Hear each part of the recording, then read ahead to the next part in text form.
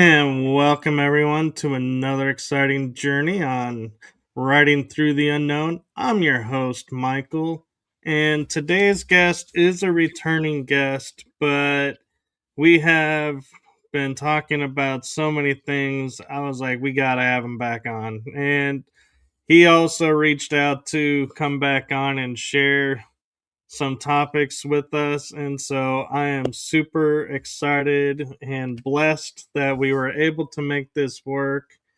And so I'm going to give the option to my guest to either introduce himself again or jump right in and start talking about the topics that we have. So I'm going to turn it over to the one, the only time traveling informational extraordinaire, Aage Nost.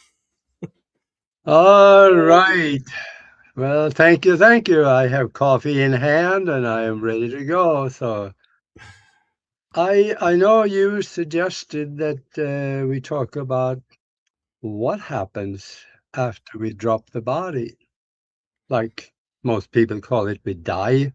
I hate to use that word because nothing dies. Just go into a different room. Right. I like the metaphysical definition where we transition from one form to another form. There you go. That'll work. Yep. And you also suggested that we talk a little bit about time travel and maybe timelines, because these days people don't realize this, but maintaining a timeline with good things in it is a very important, and we have control of what we can keep in that timeline. In fact, one of my books here, I'm going to show you in a little bit, I have a whole chapter in the back of it about how you can do two things. One of it, control your timeline so you make sure there's good things in it, as well as also be able to manipulate time and see and experience things in the future and the past. Yes, the future too. So just hang on, don't go anywhere. Like we used to say, don't touch the dial. So, oh God, am I that old? I remember those, so if you are, I'm that old with you. Yeah, yeah, God, I'm older than some of the hills around here, so I guess I remember that. But yeah, the rumor on the street is that there will be a day when we all are supposed to be able to experience what it is in the so-called afterlife. Um, for some of us, well, I'm talking for myself now, another 275 years, then I'll get to see it too. But the first thing that happens when you drop the body, you are going to be really surprised. You're going to stand there, look back at yourself. Wait, I'm in bed, but I'm here too. How can that be? Can I be two different places?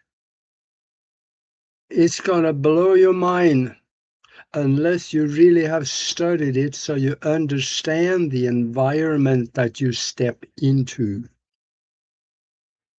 Now, that is very important.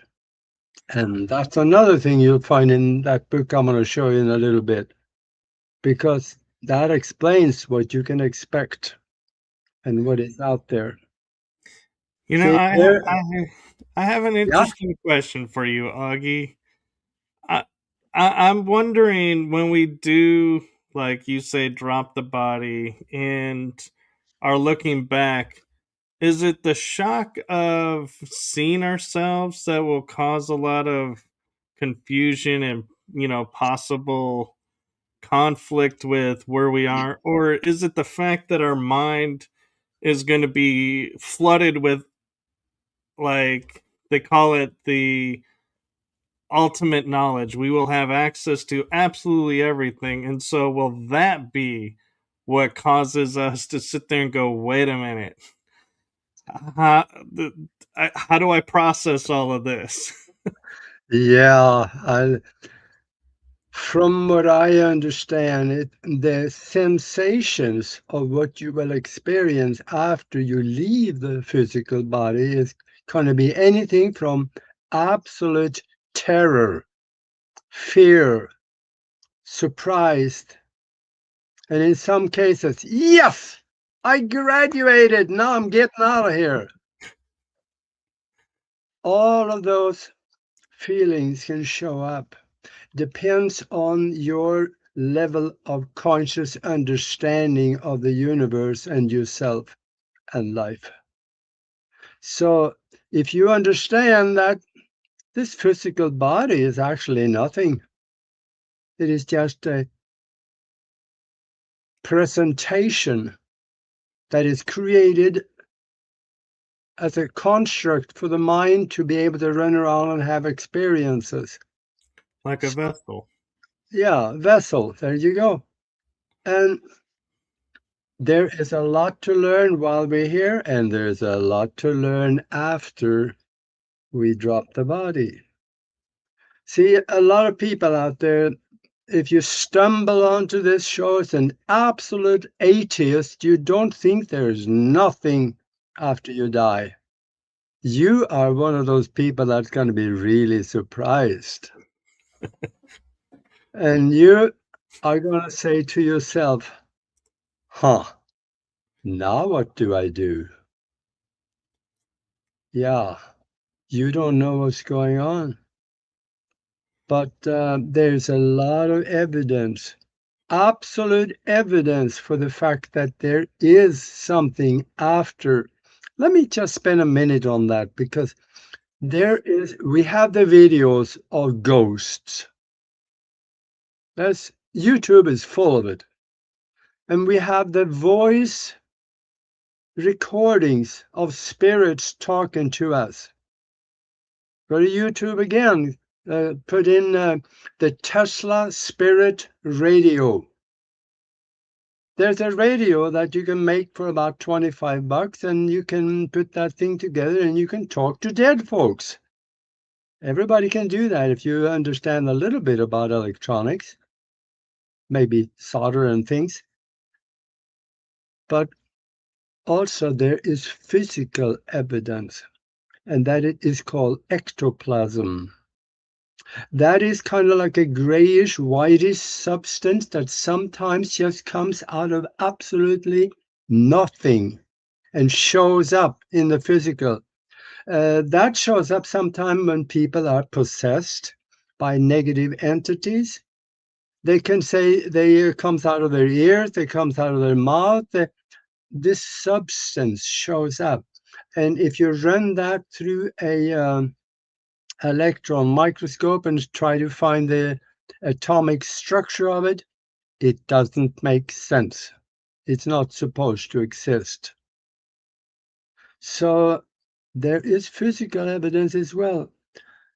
But a lot of people, they're too busy with family and business and stuff to think about anything spiritual at all. And when they drop the body, yeah, they are going to be surprised. Now they're going to find themselves sitting there not knowing what to do. Or there will be somebody there to meet them. Usually their mom or their dad or their spouse or something that already may have passed. Because there's a saying, and that is that nobody dies alone. That is usually true. But there are times when there's nobody there. And that is a little alarming for some people. But in order to find out what really happens afterwards, we should talk to the experts, shouldn't we? You know, the experts are the ones that has died, gone somewhere, had experiences, and then came back to talk about it. The ones with near-death experiences. They have a lot of education to give us. And it is very, very different in the details, but very similar in concept. See, if somebody is there to meet you, I highly recommend go with them.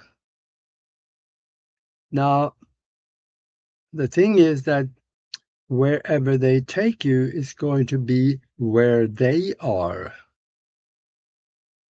So if you had perceived something different,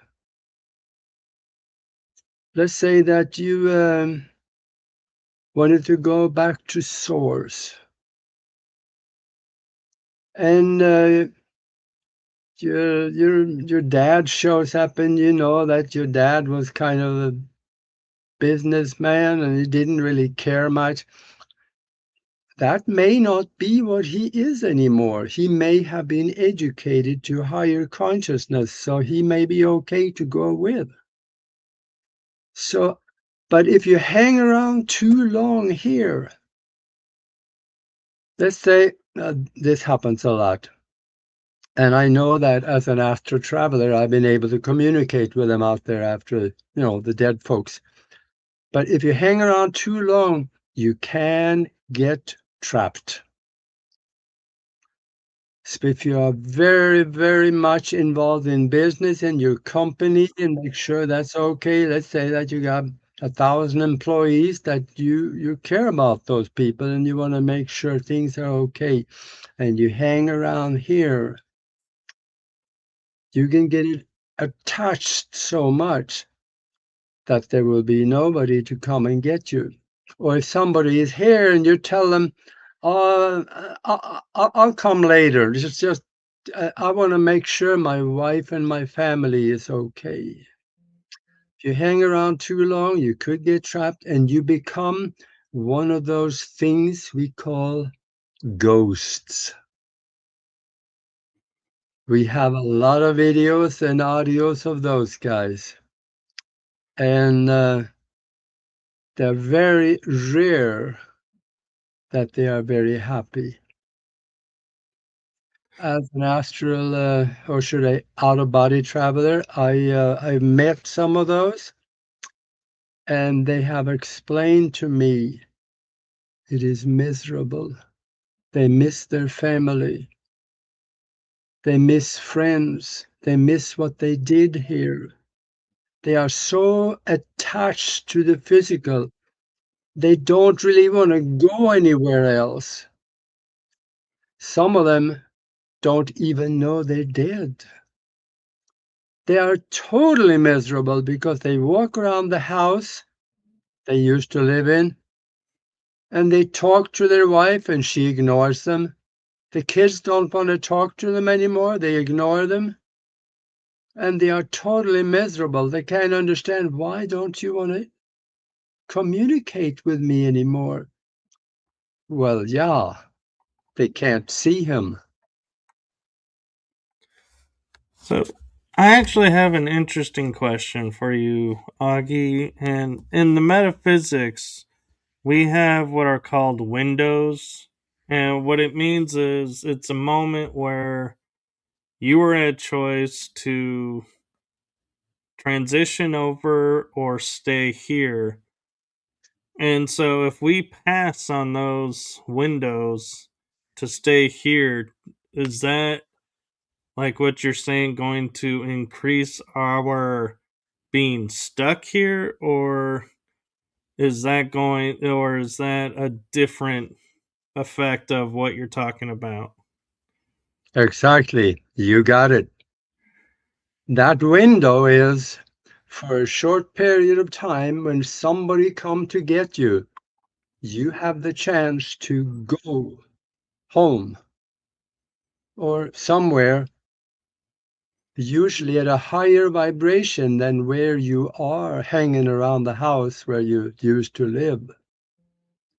So that window is open for that time.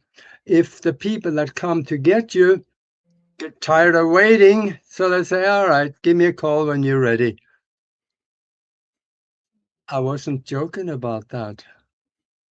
Give me a call when you're ready. There is a spiritual telephone. Let's say that you drop the body. Let's say you get killed in a car accident, totally unexpected. And yes, there are accidents in the spiritual world too. It happens. And let's say that you suddenly find yourself without a physical body. You're walking around the street looking at yourself mangled all up in that car, and there's fires, and the cops are there, and everybody's there just trying to get you out. But you're standing on the sidewalk looking at it and say, that looks interesting.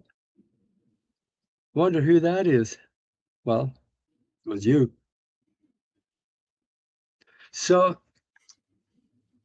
if you find yourself in a place where you don't want to be, there are some that have dropped the body and they find themselves in total darkness. Everything is, I can't see a thing. And they can hear things, hear voices, or they can feel there are somebody there around them that is alarming because you can't see them. I'm mentioning that because that happened to somebody that had a near-death experience. There is a telephone.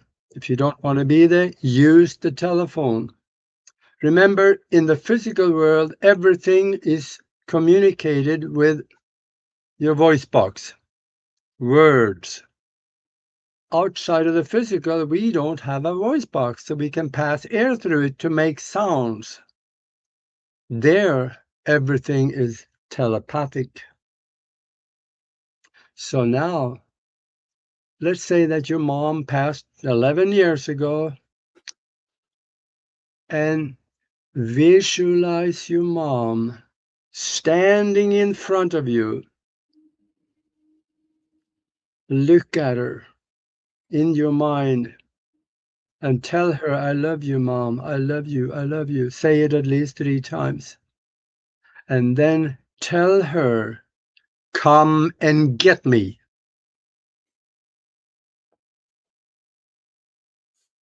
Telepathically, it is very likely she will get the call. And she may come and get you. Now, when I was So, doing hospice work, yeah, one of the common things was right before it was deemed their 11th hour where they would transition on or drop the body, they always would call out to their loved ones or be like, oh, grandma's here. Oh, my mom's here. Is calling them out like in the physical the same thing as you're saying making that telephone call yeah, on the other side? yeah, they have a way to come up because they know you're going to be passing pretty soon. So they come to be there and meet you and tell you, wow, you graduated. Let's go home. Because this is just a temporary school. And some of us graduate with more knowledge than others. The reason that we take on this physical body in the first place, well, several reasons. One of them is to have experiences that will enhance our spiritual growth and spiritual capacity. But souls also like to have fun. They want to have fun experiences. They want to learn things. Some of us want to learn about science. I mean, I love science and flying airplanes. I did that for 23 years. And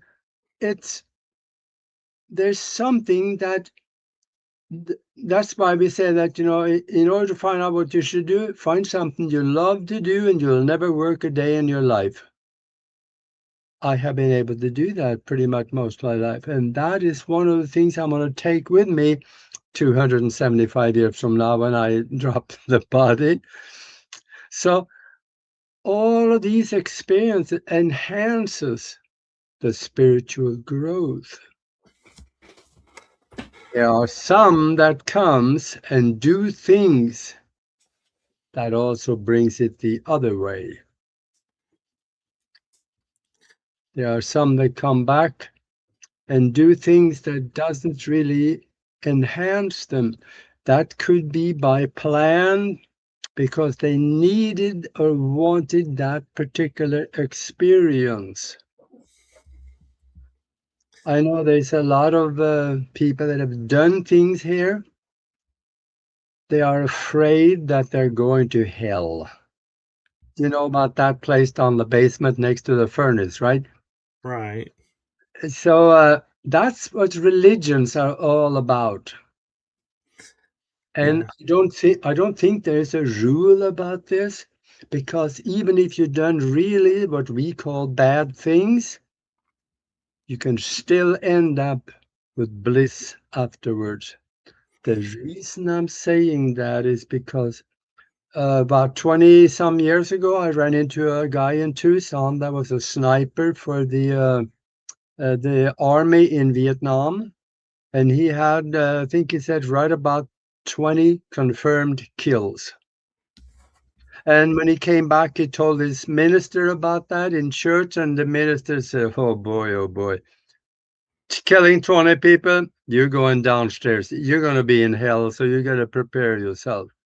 He believed it, but then he had a near death experience, and he found himself with family and wonderful people in long white robes and light beings, and everything was bliss. There was a phenomenal feeling of love where he was. So he came back and he told his minister, you better get your shit together because nothing like that happened to me. So I'm not coming back to this place again. He left the church and became more spiritual. And that's how he found me. It's interesting that, so many people believe the church about like heaven and hell because like the Catholics, I'm thinking I have this right, created purgatory where that was your review. If you weren't quite sure, you were in purgatory until you deemed yourself. And then they were like, well, we're closing the doors to purgatory. So it's either one way or the other now. And it's like, wait a minute. If these are spiritual realms that we go to, how is a human closing the doors to this space? And so therefore it like reinforced to me that concepts of heaven and hell don't exist because we can't close them. And and it was like, when the church said, purgatory is closed, my first thought was, well, what did you do with everybody that was still in there? Did they get Yeah. destroyed because you Get, closed the doors and just forgot about them, so they just disappeared now? yeah, Or that's all. Get out of here. You yeah. can't be here anymore. Yeah. No, purgatory is an absolutely religious created manipulation of your mind. There is, but if you are Catholic and you absolutely believe in it and you didn't get the memo that it doesn't exist anymore, yeah, you may find yourself in a place like that because what we believe, totally believe, here goes with us after we leave.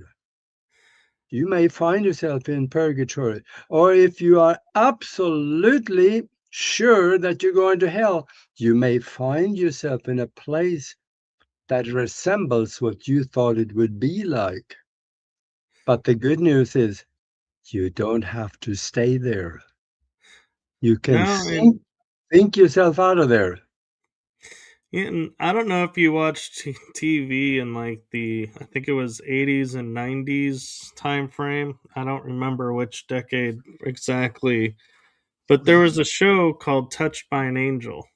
Yeah, And to me, that show on so many levels should have woke up so many people, because to me the most important part about that show was actually one of the underlying factors, and that was the role of Andrew, the angel of death, because he was this nice guy that just walked up and was like, "It's time, we're gonna do the," and it was like this nice transition. It wasn't a guy with a scythe that's coming and you look like, are you gonna behead me or welcome me?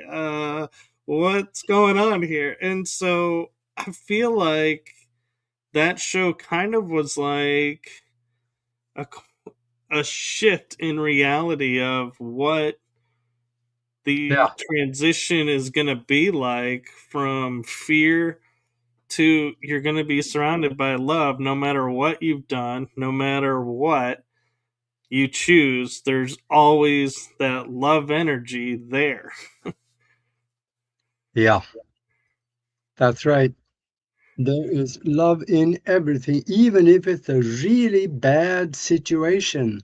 There's still love in it somewhere.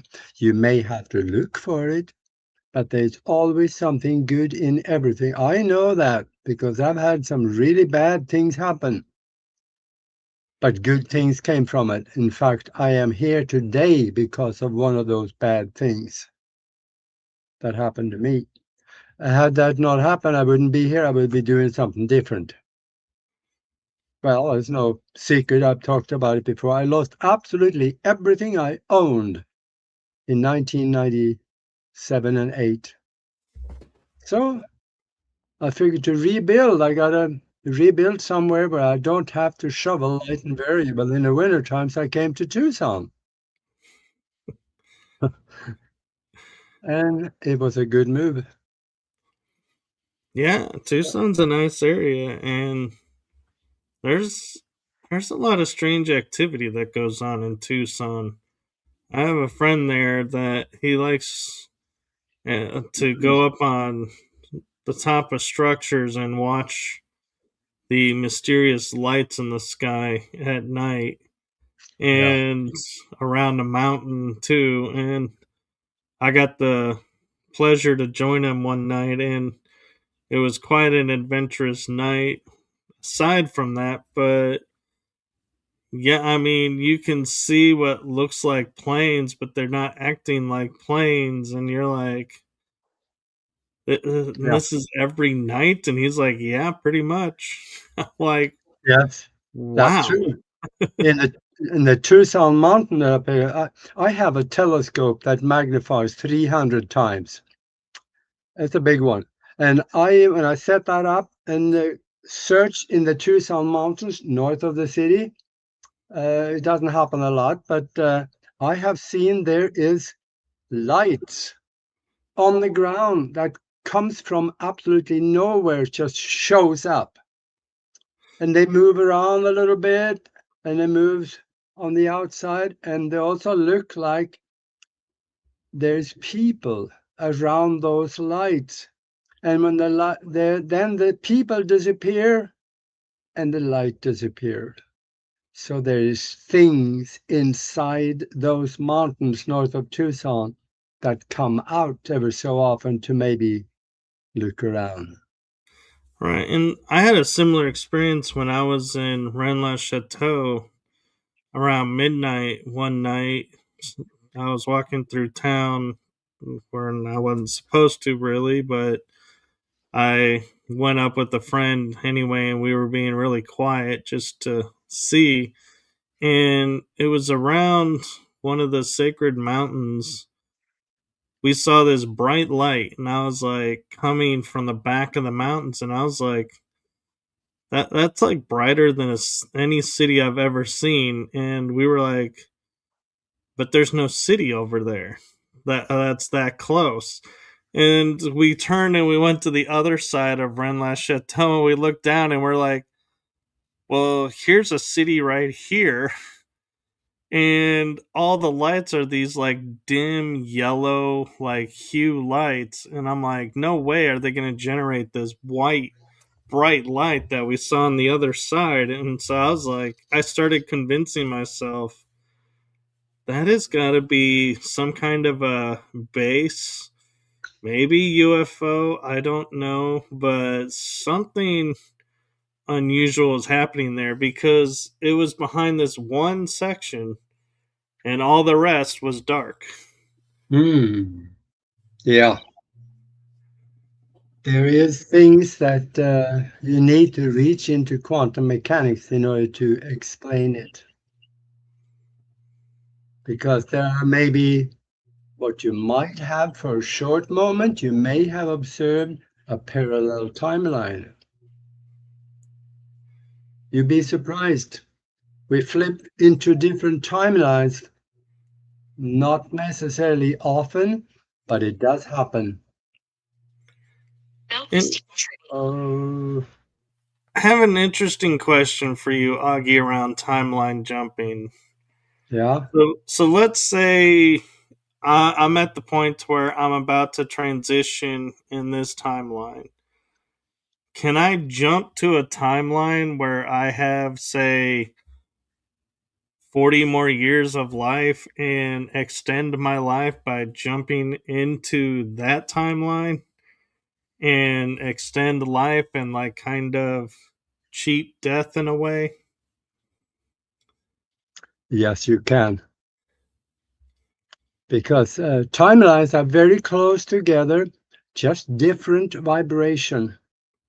And but it starts in the mind. You have to direct it, or it's easier that way. It may happen on its own, but you can also direct it. That's what I write about in this book here. I show you how to do that. And I think it's probably simpler than we should think, because you can design in your mind. Because remember, we live in a mind created universe. And that also extends parallel into different timelines, as well as higher in vibration into the astral world.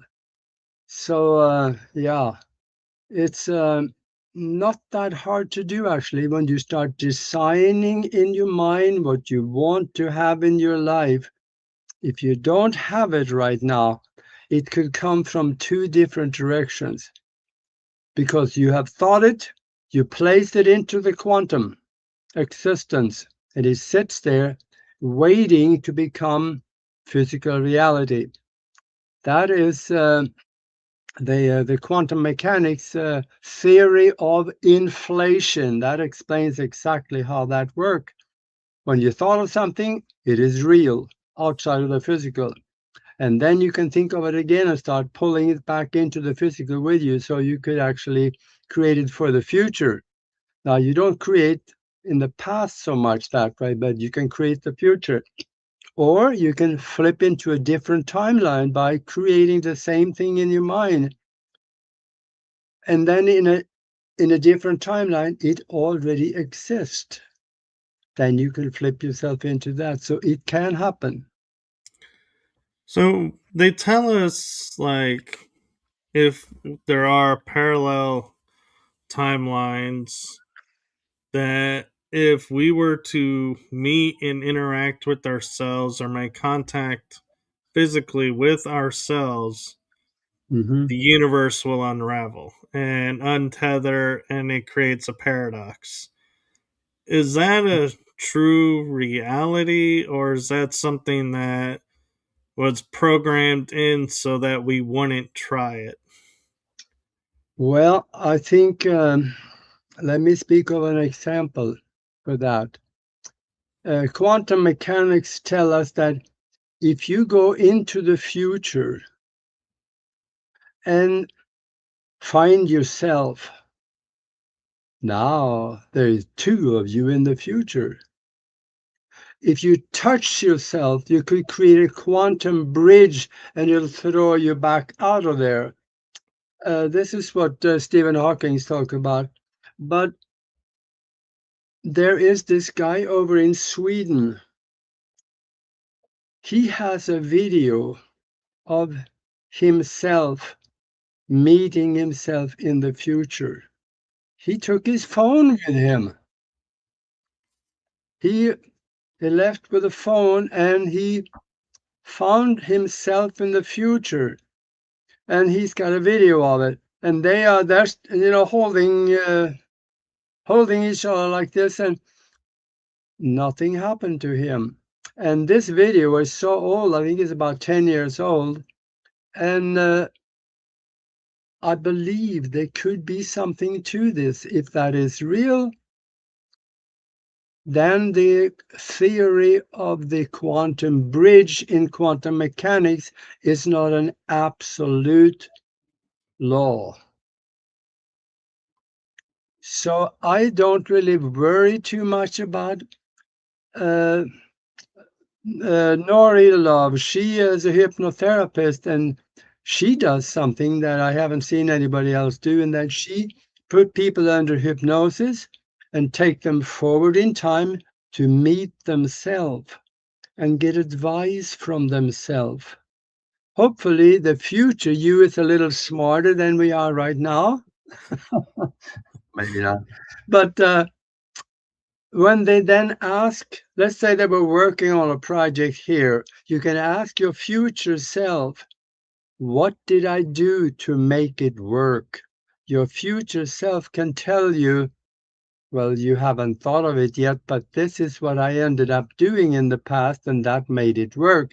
Now you go back and you do that, and it will work.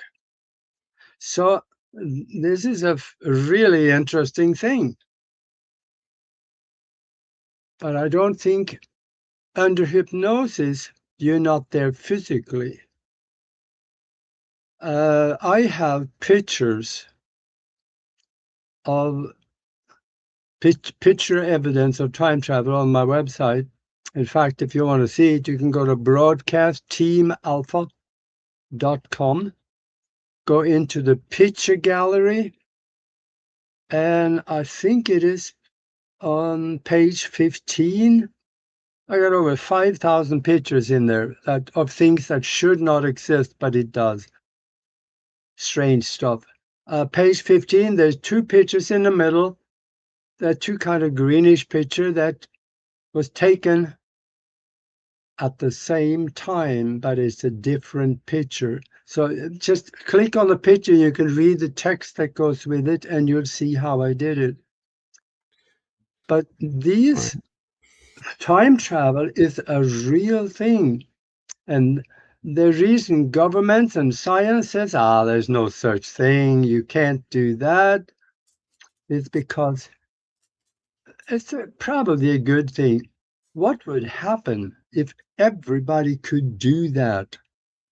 You screw up the past so bad that nobody could repair it anymore, because everybody will go back and create things that they like to see, and they'll mess with other people's life that is with them at the time. Right. So it really will screw up reality. So I think that's a good thing that not too many people can do it. But even though back in here, there's a whole chapter on how you can do that. So I think if you look into time travel, you can find that if there's evidence. Since we're on the subject, the best evidence that I found was, I think it was about 2003 or something like that. There was a guy named he was playing the stock market in New York, and his name was Andrew Carlsen. He started with $800. And I think within 2 or 3 weeks, he had increased that to $350 million. And the regulators start looking at that and they said, wait a minute, nobody can do that. So they arrested him for insiders trading, took him to jail, put him in front of the judge, and the judge says, this is phenomenal. How'd you do that? And the guy, he didn't really talk about it much. And he said, yeah, well. And the judge asked him, we are going to, now I want to know where you got the information from. Who told you to pick on those 126 different trades only that gave him $350 million? And the guy said, yeah, he says, it got out of hand. He says, the reason that I could do that is because I'm a time traveler.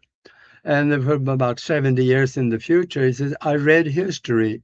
I found out which companies would start with basically nothing and explode into higher gains.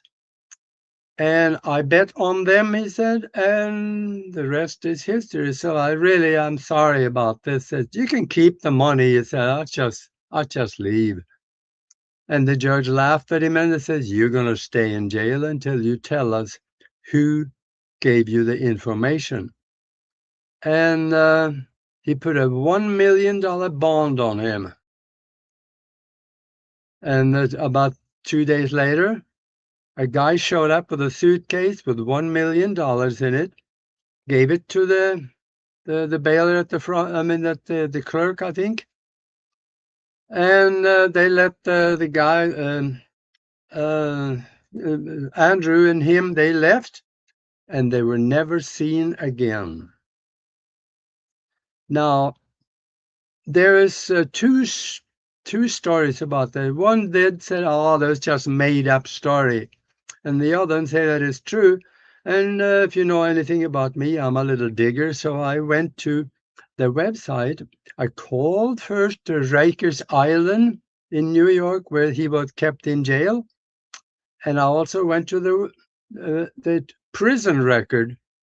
And I found, I'll be dang, there is a guy named Andrew Carlson that left behind a $1 million bond and never showed up again. So, yeah, I believe the story is true. That is probably one of the best evidence besides the History Channel. They also talked about this in one of them. There's a university professor in California that teaches time travel. That's Bruce Goldberg. You can Google him and he'll show up. He teaches how to do it. And it sounds ridiculous, doesn't it?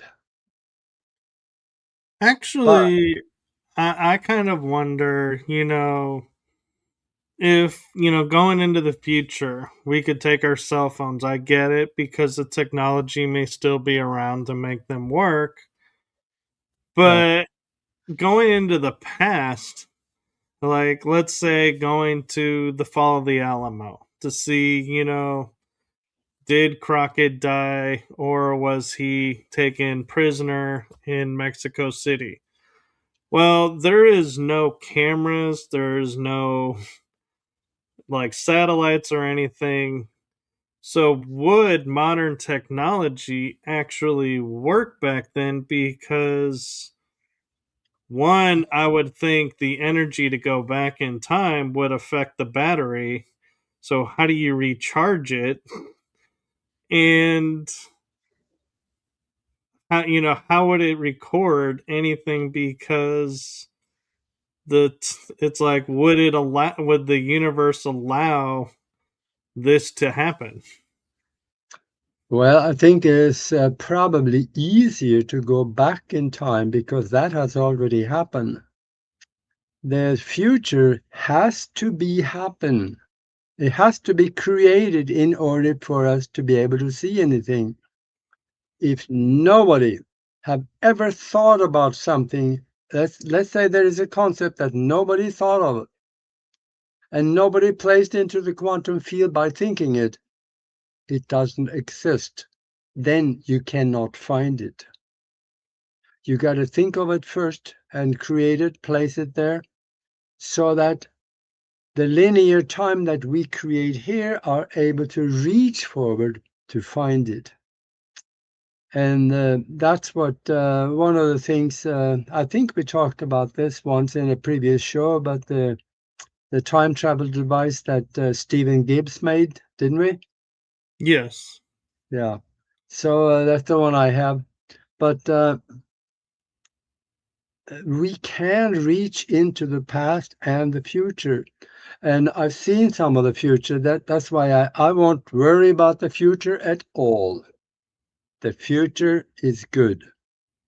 Now, the thing about it, in order to get to the good part, there may be a month or two that is a little troublesome. Maybe, yeah, a month or two where nothing works. So we have to prepare for that. And otherwise, you can create the future here and now so you can live it before you actually have to live it in the future. Create in your mind what you want to have in your life. Then visit it every day. Walk around in it, do it, be it. And when the more you do that, the more you solidify that bubble of energy with that in it. And then you place it in the future, let's say at a Christmas party or something. So, and visit it every day, and you go up that timeline from here now until the Christmas party. And when the Christmas party comes, all you do is walk into it and it's yours. If you really want to learn how to do that, then again, here we go. I explain a lot about how to do that and I've done it very successfully quite a few times. Especially one time when I went after my dream, but I was still a farmer back in Norway. How in the world could I become a professional pilot in the United States? There's no chance. But I kept dreaming it into existence, and here I am.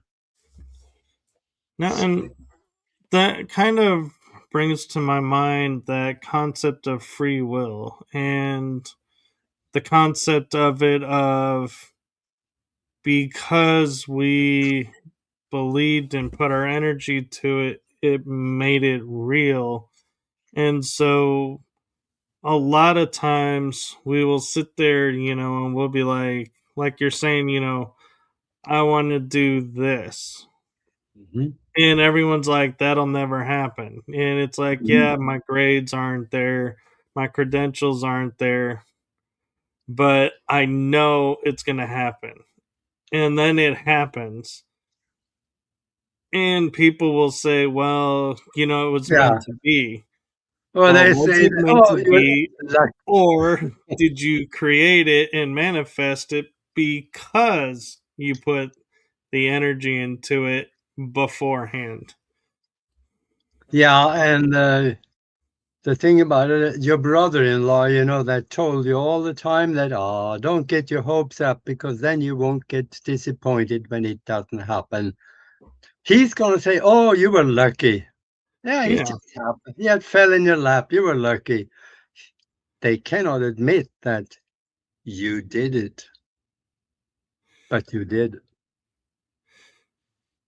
And I would say, this creating the future you want now, place it in the future and live it all the way up to that point every day. Something is going to happen that'll help you make it happen. There are Yeah. people coming out of the woodwork, that people you didn't even know, that shows up to help you make it happen. You will end, let's say that you're going to do a project that costs you $11 million. There's no chance of you having that money in the next month or two, or year or two. Money just shows up. It could show up in the form of a partner. The lottery, yeah, well, that could happen too. it shows up. So for those of you out there that has a miserable thing in your life right now that you don't like very much, start creating the life, the image of yourself and your surroundings and what you have in your life in your head. Create what you want and visit that image every day. You're gonna, you see, you are creating your future right there, because we live in a mind-created universe. There are repeatable scientific experiments that prove that is true. Starting with one experiment done almost 100 years ago, the double slit experiment. Google it and you'll find out. And then we have the Helmut Schmidt experiment. He was able to alter the past in his experiment. He did it many times. And then, of course, there is James Gates. He's a physicist. He spent the biggest part of his life studying the universe. And he said, when we look deep in the equation explaining the fundamental particles of the fabric of space, we find computer language. We didn't put it there, but it shows up. So he said that proves that we are living in a simulated, mind-created existence. And when you look at the blackboard, he says, well, he's not him, others say it too. They say that if you add everything up on the blackboard, put it all together into one equation, it shows that there's a 93% chance we are living in a simulation. Somebody is creating the environment that we can run around in and have experiences, learn, grow, and also the emotion that we create has an interdimensional effect that they get to benefit from. And now Um, that goes back to the after death again. The, well, there are, yeah. I have a function or aspect to myself that I don't really share with a lot of people, and I'm curious your thoughts about it. Is when I was in my 20s and early 30s, I like my parents would ask me like, why are you doing this or this? And I would say because I know this is going to happen. And sure enough, it would happen. It's like I knew future events before future events, how they were going to unfold. And then one day I woke up and I was like, I don't have it anymore. And so I wonder on one aspect, was I timeline jumping and I jumped to a timeline and was like, "Up, that's it. Now I have no idea what's coming next because this is the last jump that I foresaw or and I never thought I'd make it there, maybe."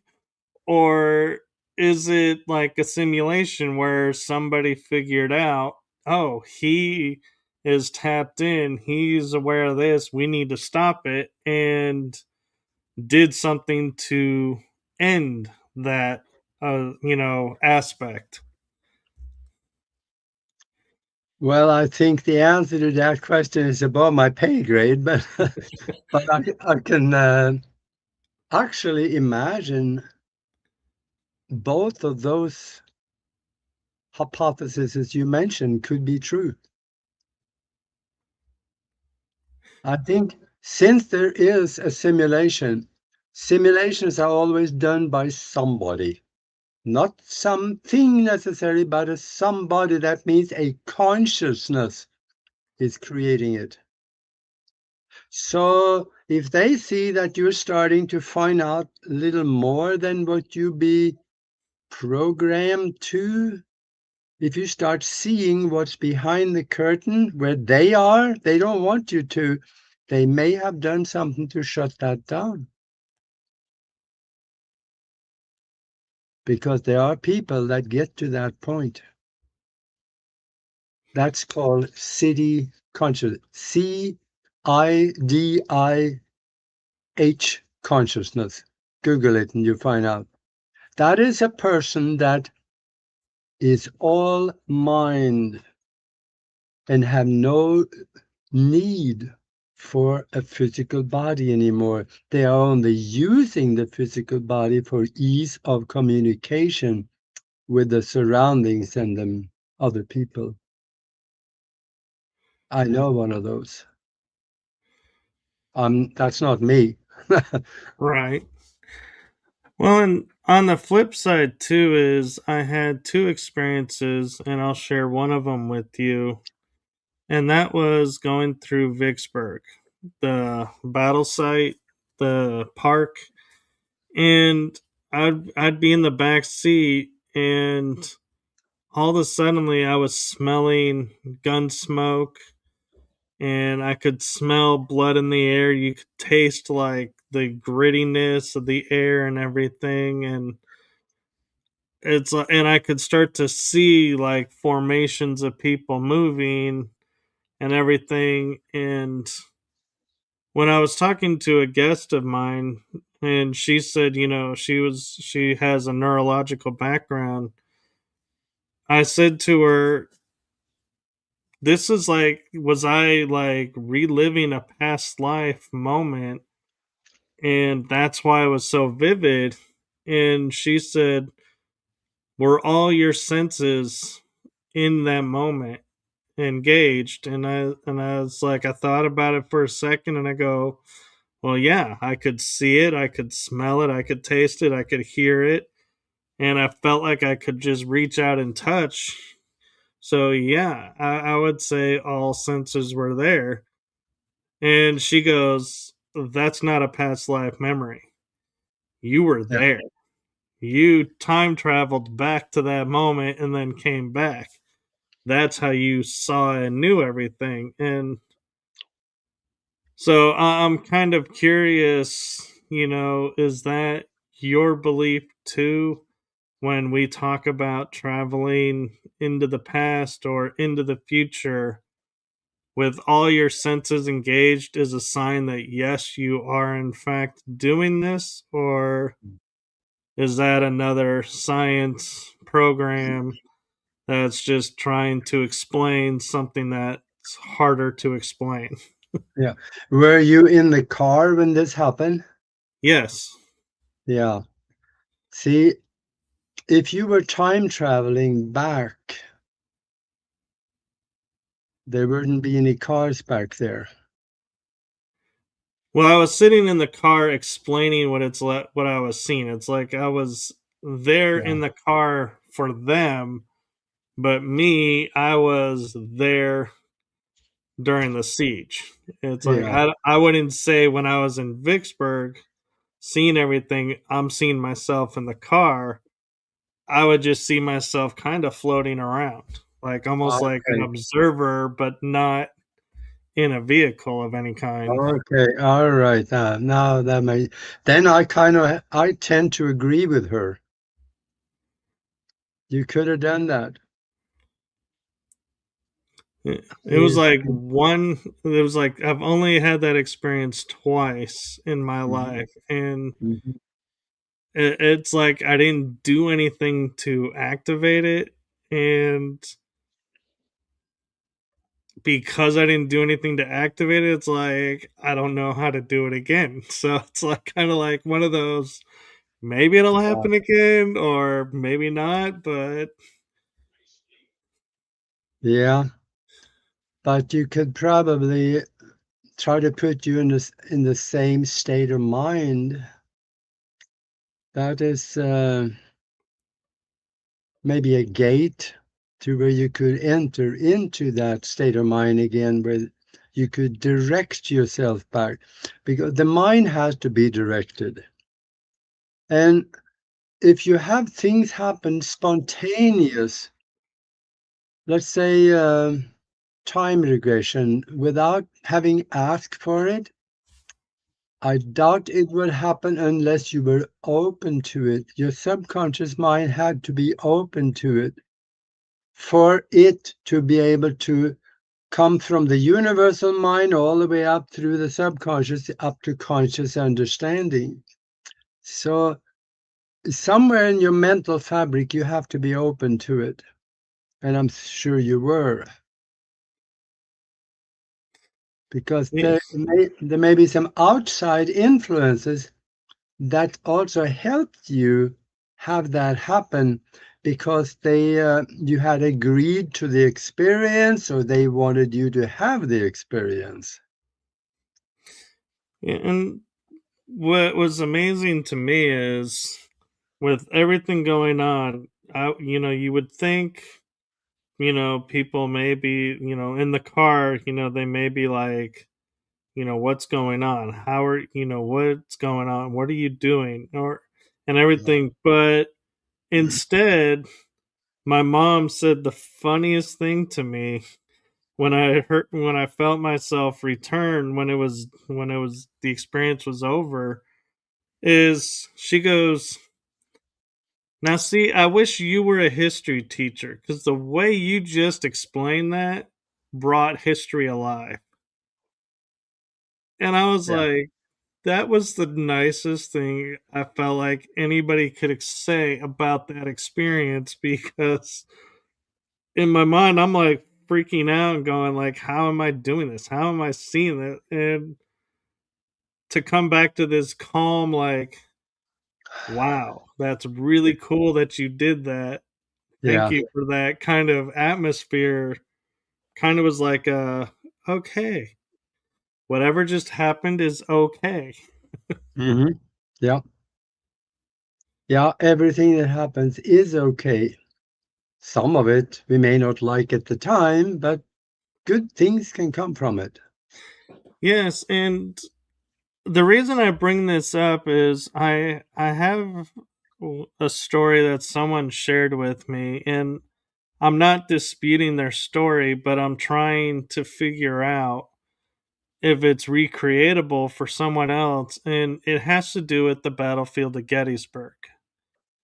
And they talked about they went to Gettysburg, and all of a suddenly they saw these soldiers sitting down to eat and getting prepared. They weren't really going into battle yet, so it was kind of their downtime.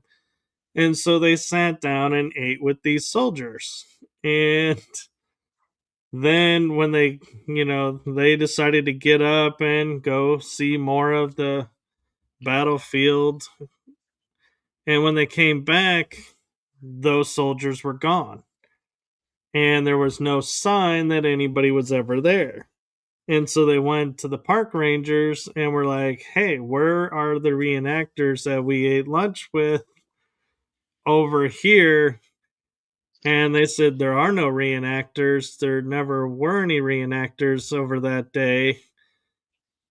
And so it's Yeah. like, is that another situation of they time traveled to the Absolutely. past, or was it their mind being so open that they created a scenario that may or may not have happened?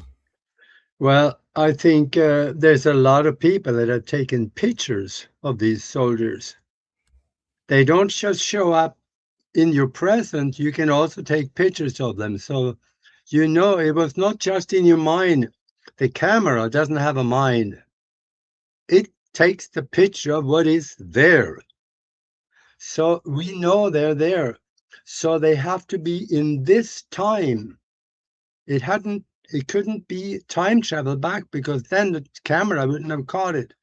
Now, the thing I am thinking here is that these people that were sitting there, they never knew that the war was over, and they continued into the future. So you had a time slippage or a timeline slippage, and you slipped into their timeline for a little bit.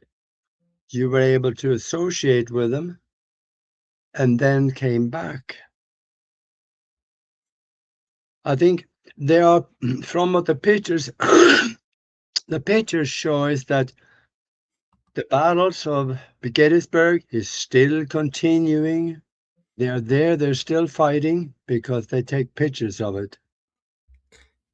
Yes, and I kind of have to wonder with all the battles of the Civil War, you know, there's Antietam, there's, Gettysburg, Shiloh.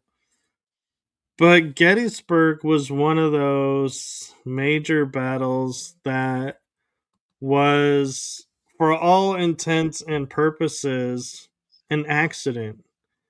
It wasn't planned, it wasn't orchestrated. Two armies met because one didn't know where the other was and accidentally clashed. And so everything, that was the one battle where they were like, it's a culmination of mistake after mistake after mistake because there was no plan. Could that be why, like you're saying, we're having these time slippages more apparent there because it was unexpected and therefore maybe more traumatic to them, the experience? Because I mean, when you think about it, going to Shiloh, for example, the army's over there. You're either going to die, get wounded, or survive unharmed. Yep. But when you're marching and all of a sudden an army's in front of you, you don't have that mental preparation of here's what's going to happen. You're all of a sudden in the oh my god, what do we do now mode. We weren't supposed to be engaging anybody today. Yeah. What? So does that play an impact on Gettysburg? Yeah, I'm not so sure if they knew where the enemy was because there were things in the Gettysburg Address where they indicated that they had some pre-knowledge, but we don't really know. So I think that time is such an enigma when it comes to us slipping into another timeline. That happens. Not all the time, but it happened quite a bit. And we don't know it because it looks just like here. There's just small variances, like maybe a picture hanging on the wall in a different place. And you wonder, how did that happen? Oh, well, it's there. I must have not remembering it right. Right. Or details, small details. So I think pretty much anything can happen. Because there we go, that mind created universe again. And that creation goes up into the astral world as well, and up into, I don't know how far into the higher dimensions it goes as an experiment or a simulation. But an out of body traveler is pretty simple. I'll teach you how to do that in this book also. So you can go into the astral world, and it's not a good place to be. There's entities there that is pretty needy, and they're angry, and they're afraid. They attach themselves to you. So try to get through that into higher vibration, and you can think yourself into that. But when you go into the higher vibration, you see things. The entities are different. I hear people say here all the time, I can't wait until I get to the fifth dimension. Yeah, sure. You're going to find out when you get there. Not the place to be in the lower levels of the fifth dimension. But there are sixth, there are seventh, and I I've been a little bit up there, but it's difficult to get up into the higher vibrations. That is pretty much by invitation. If someone see it will help your spiritual growth to see what is up here, you could be allowed to go there. But otherwise, I tried, but it hasn't really worked for me to get up into the seventh and eighth. Some people are telling they have videos on YouTube saying, "Yeah, I've been to the 12th dimension." Yeah, sure. Uh, Yeah. when you get above the seventh or the eighth, it kind of flows together. It is all light with beings, conscious beings in it, and there's bliss. The home for everyone, or should I say, the source of everything up in the higher vibrations. I don't know where it is, but it is there. So that's one of the things that we have when we drop the body, when you so called die, find yourself outside.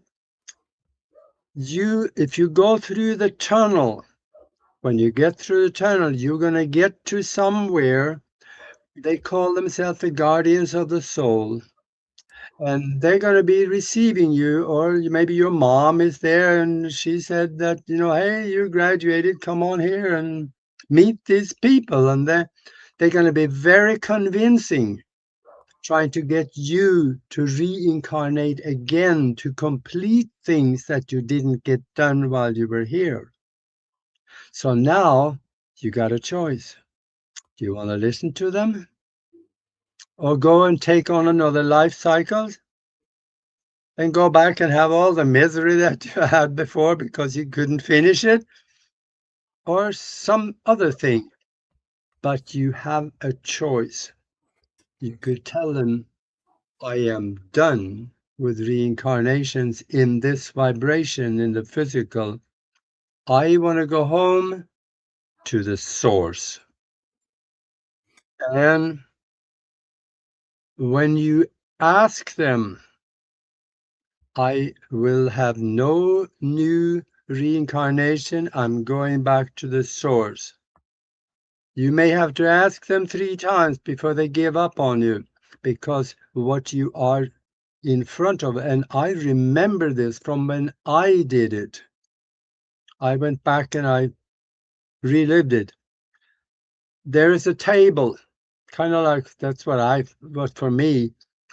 It's a round table and there were things moving in there, and I was presented with about 3 different lifetimes.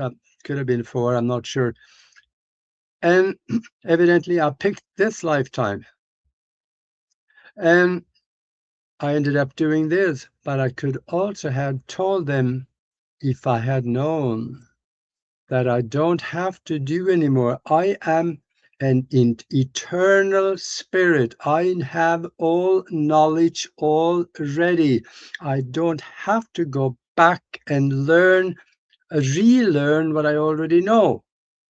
So I want to go back to the source of all things, where there is only bliss.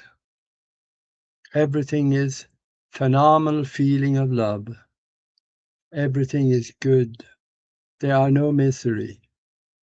Yeah, So and you just got me thinking about something, and if what I'm thinking is true, it may rewrite paranormal, investigations, especially of battlefields. And that is, we return from where we, experience joy. yeah, Well, we're judging that these soldiers died at the battlefield and missed their window, so to speak, to go back, and do the reincarnation cycle or return to source, like you said. But what if they did go on, but this was like a moment, like, when they're marching through the fields, they were with their buddy. They were having, great conversation, even though they, going into a traumatic event. But what if that was like the last moments that they shared together and they were like, you know, that, I love that moment and I love sharing it. So they come back and redo it Yeah. and share that, or the meal, everybody, laughing, how great a feeling that was, to belong to something, because maybe they didn't have that back home. There's that, brotherhood, camaraderie that they talk of. So what if all these like soldiers that we're seeing at the battlefields are not soldiers that were, left behind, or they're stuck, or they're because of trauma, but they're because they experienced a true joy in their life, and that's where they wanted to come back and visit. Now that's a thought. That could very well be. But they could have been just thought forms from memory. Right. Yeah. Because like we say, loved ones, well, why is grandpa, on the golf course? Well, grandpa loved golf. Well, Mhm. so he's visiting the golf course. That makes sense. Yeah. We don't think of battlefields as places where, people might have, had their happy moments in their life, because of we're thinking of what happened next, not what's happening in the moment. Yeah. Yeah. That's right. Yeah. And chances are that sooner or later, these soldiers also may discover that, well, this is getting boring. We don't really need to do this anymore. But very often they are also trapped. I know that because you can Yeah. get trapped for hundreds of years in a cycle like this. I Or had a yeah, go ahead. I was gonna say, or another example could be like the Irish Brigade. That was pretty much Gettysburg was the last battle where they were together. The Union Irish Brigade, and it was never the same. Maybe some of the Irish Brigade have returned to like lift up their comrades and be like, hey, I know, you miss us, but we did move on to this. And yeah, we weren't the same. This is where we were our best. And Yeah, so they're there kind of collecting fallen comrades who, didn't feel like they should move forward. And they're like, nope, we're here to tell you, we want you to go on with us. We want you to, we're picking you up, so to speak, and lifting you up and helping you come over, but we're assuming it's, oh, the whole, they're all ghosts. Well, no, maybe some of them are not ghosts, so to speak, but here to help fallen comrades. yeah, that could be. Like I said, everything is possible. Yeah, which and that's why I say it could rewrite paranormal investigations, because we would have to relook at, who's there and why, instead of basing it just on an aftermath. Yeah, yeah, and there's one more thing that I wanted to say on the reincarnation part. Yes. That is, when you if you have a choice and you know you have a choice, you don't have to go back. But you may want to. They could have been some really interesting things that you were working on, wanting to do, and you wanted to go back and have the experience again and maybe complete it at a different time. Now, you can reincarnate in the timeline that you were in a different body. Or you could reincarnate also in the distant past. Let's say that you are an Egyptologist at heart and you wanted to find out how did they build the Cheops pyramid. Reincarnate back in that time when they built it. You can. Yeah, and I actually have an interesting question for you around reincarnation as well. And that is when we go to lay our body down and leave it, so to speak, we only call to like our mother, father, or like grandma, maybe. In other words, a close relative in the timeline. Is there a reason we don't call, like, hey, let's say, for example, distant cousin of Julius Caesar? And I don't go on my deathbed and go, Julius, come help me. Why we only call the more recent? Is it an innate knowledge of they're probably reincarnated and unable to help, and that's why we call mom, dad, grandma, or uncle, aunt the closer relatives and not our distant relatives?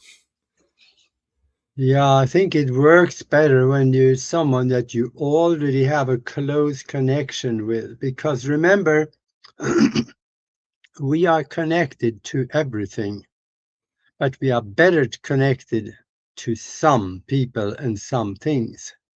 So if you are better connected with family, that's probably where you have a better chance of making the connection.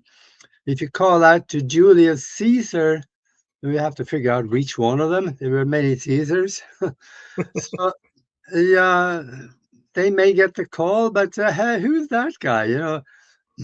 Well, I'm joking here about that, but it is not as well connected, so I doubt if that probably would happen. I'm not sure. I That's brand new to me. I'm not thought about this before. Yeah, and I hadn't either until we were talking about this, and it's like, yeah, we always hear everyone call a more recent relative Yeah. versus an ancestor. Hmm. Yeah. Well, that's this is an interesting arena, and it is our responsibility to figure it out while we're here, because what we have here will travel with us to the next existence. And from what I hear from people that I have communicated on the other side, whatever they knew here, that's all they know there.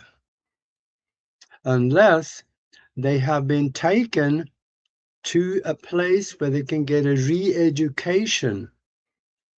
And like I say, when you drop the body, don't hang around too long. Go with who comes to get you or go back. You can always come back and visit later. You will be allowed to. Right. So, just don't get stuck here, because being a ghost is no fun. Let me give you a Right. quick little 40-second example on that. While I was still back in Europe, I think I was probably about 19 years old or so, on a bet. We were talking about ghosts, and on a bet, we heard that the cathedral in Trondheim, Norway, was haunted. And somebody bet me and another guy that we wouldn't dare to stay there overnight. And of course, you couldn't anyway, because they closed the door and get everybody out at night. But we went in late afternoon. We went up into the back, up above the one of the organs where they play music. and we hid. So when everybody left, they locked the doors, and we were still in the cathedral.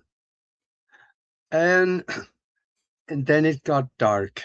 There was just a few faint lights from street lights that came in through the windows, and we could hear people singing down in the major hall. They were singing down there. There was somebody screaming, and we could hear somebody like dragging chains behind them, walking up the middle of the corridor in the main hall. And it scared the shit out of us. We were sitting back there, quiet. Every so often we peeked up above the railing and looked down there. Nobody down there, but we could hear them singing, and we could hear them dragging the chains up the middle of the church. This cathedral was built 900 years ago. So a lot of things happened back then. The Catholic Church was ruthless to people that didn't believe what they believed or wanted you to believe. So it could have been those ghosts in that cathedral could have been there for 3, 4, 5, 6, 700 years, 900 years. Could have been 1,000 or more because you're Yeah. assuming attached to the building and not the land. Yeah. Yeah. And in the morning, I think it was 9 in the morning, they opened the cathedral back up. And we waited a little bit until there was some people in there, and then we snuck out and left. And we were not back for a good while. What did you get for winning the bet, though? I forgot what it was. It was probably a bottle of moonshine with scotch or something. That's what we did back then. Yeah. Did they believe you that you spent the night in there, or were they like, Yeah, no? yeah, they were there, and when we came out in the morning, so yeah, they believed us. Hmm. I bet there weren't that many bets after that, though. No, no, they, I think they probably, I believe I think they believed what we actually told them happened too, because they were pretty open people, so I think so. But that rumor I mentioned in the beginning, a rumor Yeah. that sooner or later we will find out.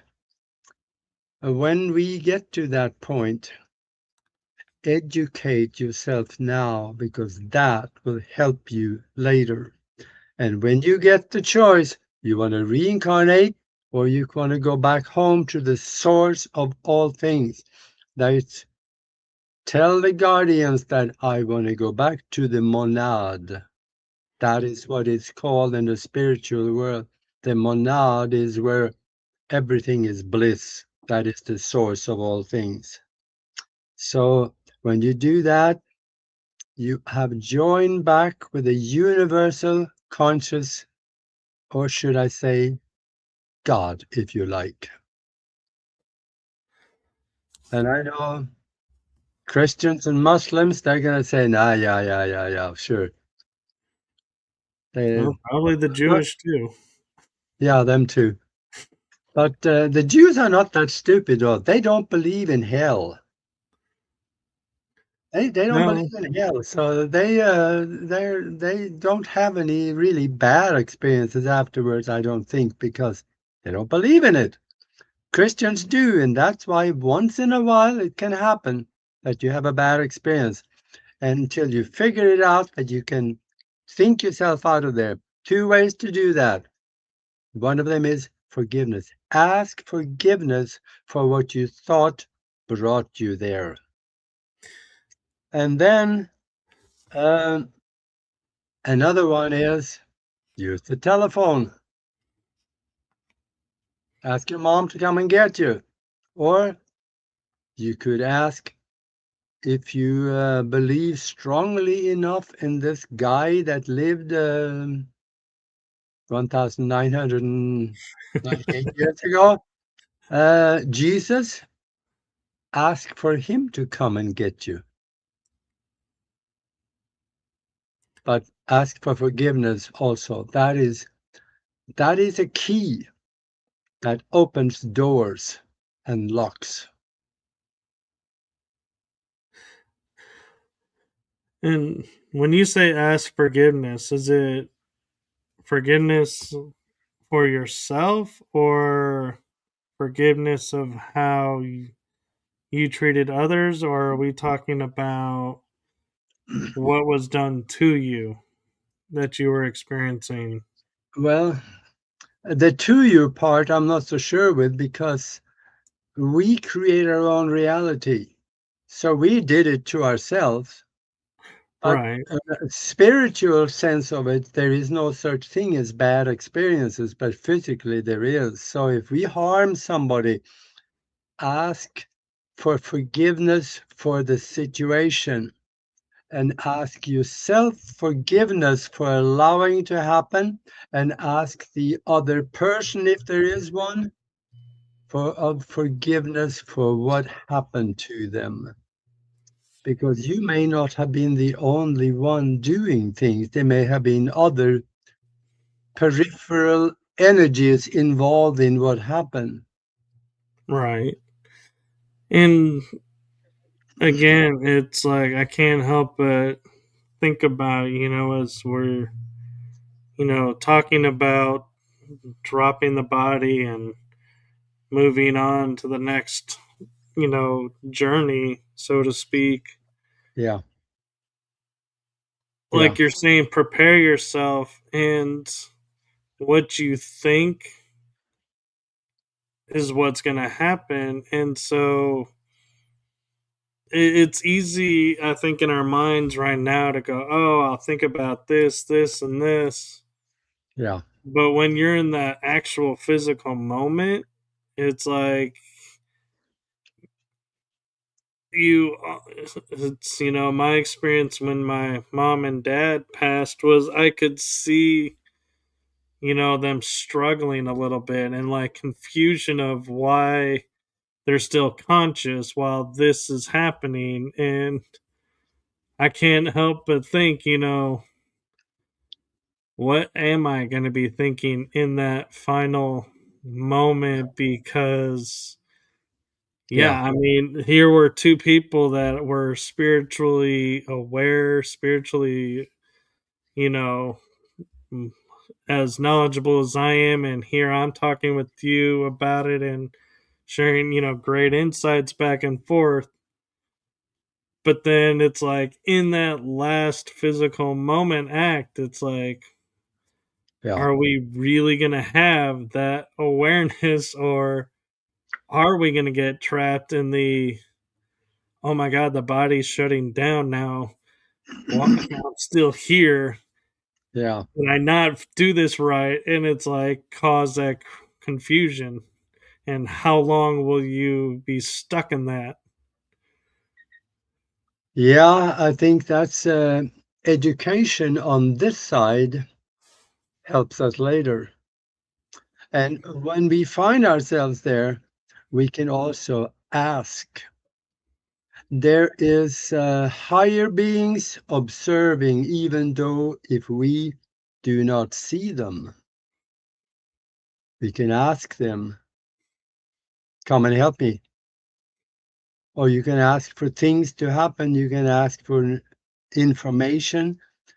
You just might have an answer. Somebody might show up. But the best thing I can think of is use the telephone. And I actually, talking about reincarnation and, transitioning moment, there is talk of like angels, so to speak, that fell from heaven and are now human beings living a human experience. When they go to drop the body and move forward, are they going to be able to say, hey, I made a mistake? Didn't really, want to fall. I rather, I learned what I needed to learn. Can I return to the angelic realm, or are they forever going to have to go through the human cycles to learn everything that is to be human? And that's why they say you can never return once you fall. Yeah, but I think you can return, but it is your choice. If you realize that I tried to do something here that was really would be good for mankind, and I would have learned an awful lot doing it, but I was cut short by that traffic accident, you could go back and try. They will create a situation. The guardians of the soul will create a lifetime situation where you can go through in a different time, different place, go through something similar and learn that experience, maybe slightly different, but you can have that accomplishment and learning experience. So they are brilliant entities, but they are here for their purpose also. They are very likely entities that is funneling you back for you to have experiences and feelings, especially the negative feelings. They feed on it. Those are called the archons. Whenever you have a negative experience, there is an energy come off of that that is called loosh, and they need it to sustain themselves. So that's something that is also called the false light. I don't talk a lot about that because it's very controversial. Do you hear that? Uh, Uh, I'm not sure what you're hearing. I hear humming here.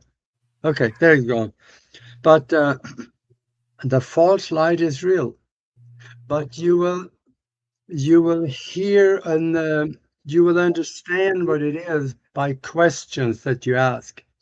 You can ask, will this light lead me back to the source of all things? Or are you, ask them, are you of the light from the source of all things or the monad? If they do not answer yes, they are not. They are very likely archons that is there to harvest you, send you back into physical creation again so you can have experience. And they will have the energy coming off of you to sustain them. So this is, yeah, there is video on this on YouTube that some of them are a little misleading, but it is something that we need to learn about. But when that time comes through 275 years from now, I'm going to ask them, are you of the light from the source of all things, from the monad? If they don't say yes, I'll tell them, I want nothing to do here. I'm going back to the source. Because then you will be funneled towards where that source is. That could be through someone you know that is already found the place, or you can find it on your own. Or Yeah. someone from there. I know who's going to meet me after I drop the body. I have already designed that. It's going to be a light being that I already know. I met him. He's going to be coming to get me and take me back home. Right. And one thing I'm going to ask, because I don't want to dwell and end on a negative kind of thought or energy, but when you say, they have to answer yes, can they say, can an archon lie and say, yes, we are? And in which case you buy into and get trapped and loosed because you trusted their yes? Yeah, but that is when you are there. Remember, everything is telepathic. You will also have a feeling that comes with the answer. It's very hard to lie at that level of consciousness and you not knowing it. Because if it's in their mind, you will know it. Yeah. So there's feelings and there may be conflicting answers that is coming. So you will know if that was a lie. Yeah. I had that feeling. I just wanted to ask for those that may be watching this and, thinking in the back of their minds, it's too easy to hear, a yes or a no Yeah, and be like, okay, and be thinking we have mimics, we have tricksters, so how, they're not there in this point, and it's like, yeah, they are, but they're easier to see through, like you're saying, you can feel the resonance of them and be like, no, you're not who you're pretending to be, and so yeah, no, not joining you. So right. you've mentioned your book a few times. Is there anything else that you want to promote Yeah, out? I want to show you.